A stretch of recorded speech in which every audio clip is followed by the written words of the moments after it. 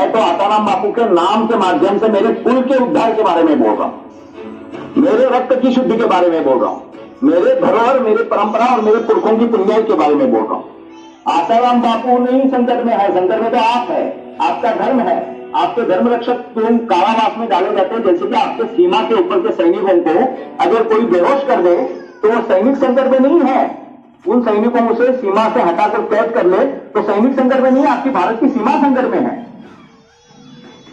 तो वैसे ही आसाराम बापू जैसे महापुरुष योगी पुरुषों के ऊपर चरित्र के ऊपर लांछन लगाकर आसाराम बापू को संकट में नहीं लाया है भारतीय सभ्यता को, भारतीय धर्म को और भारतीय जीवन पद्धति को।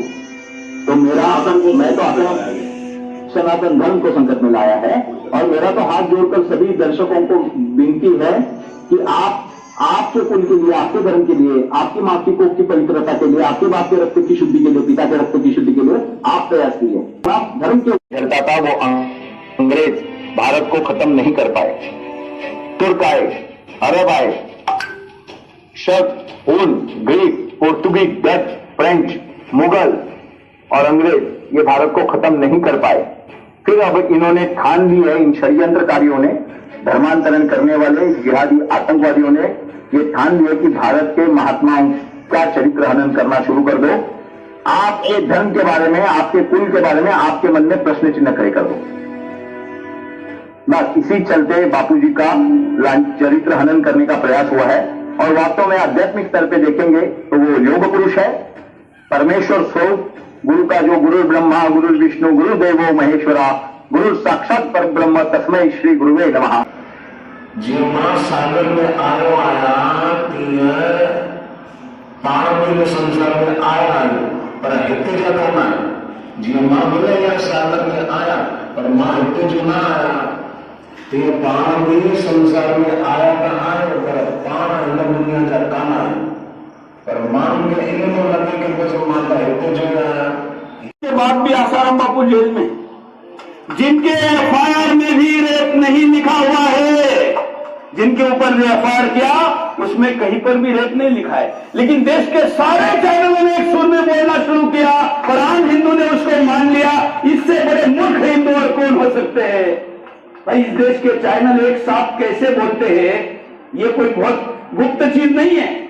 एक साथ पैसे बांटो तो एक साथ सारे सुर में बोलते हैं, यही सच है और कुछ नहीं है। मुझे किसी ने कहा कि सुरेश जी ये भारत के मीडिया को बापू क्यों समझने में आ रहे हैं? मैंने कहा कैसे आएंगे, ये तो ऑक्सफोर्ड में पढ़े हैं, अमेरिका में पढ़े हैं, जिनको बाप नहीं समझ में आया उनको बापू कैसे समझ में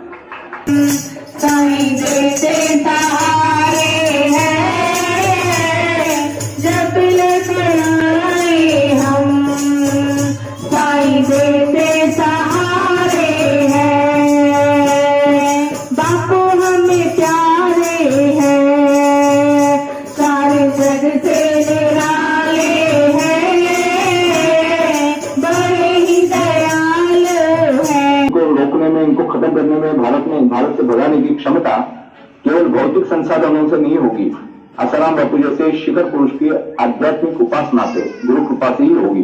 झलक बिल्कुल साफ दिखाई देती है।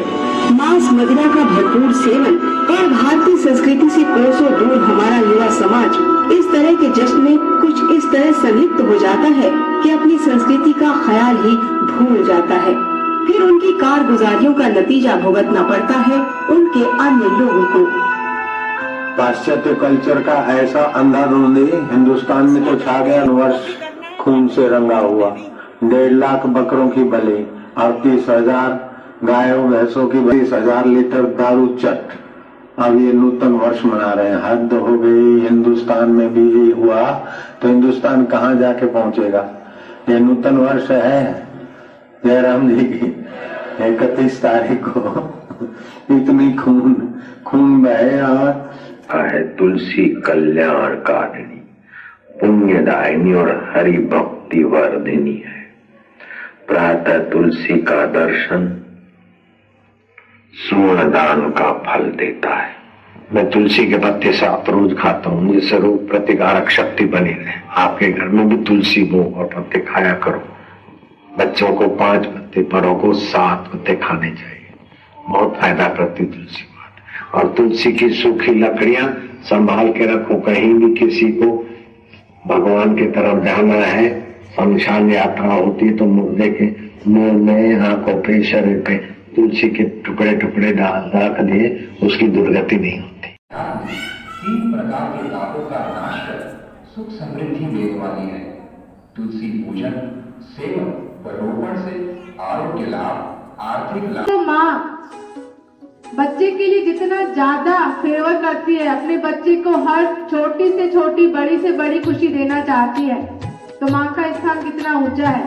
इसलिए आप सभी से ये अनुरोध है कि आज ये कार्यक्रम इसलिए रखा गया है कि आप यहाँ से सीखें और 25 तारीख को अपने बच्चों से करवाएं। संध्या का समय है, बच्चों से आप सुबह के टाइम में करवाइएगा। दशरथ जननी सर्व सौभाग्यवर्धिनी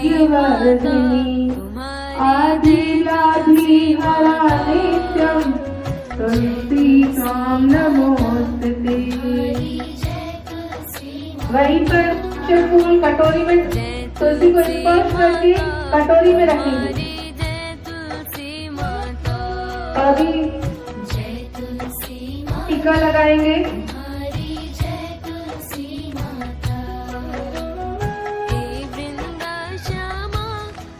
ओम श्री तुलसी नमः।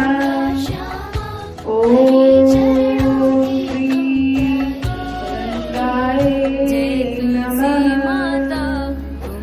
ओम श्री तुलसी नमः। स्पर्श करके दोने में रखेंगे। दोने में रखना।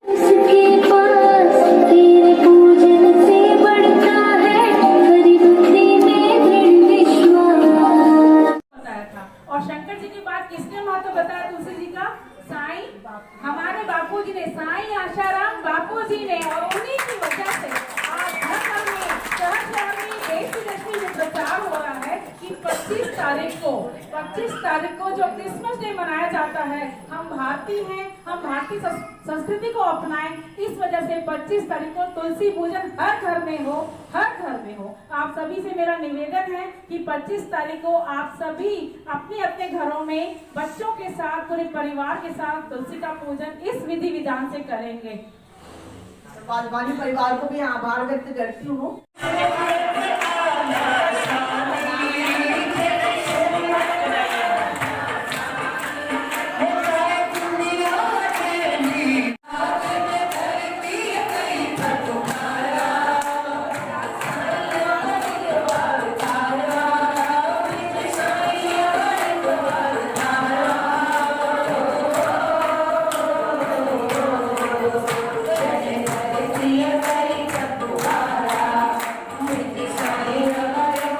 मेरी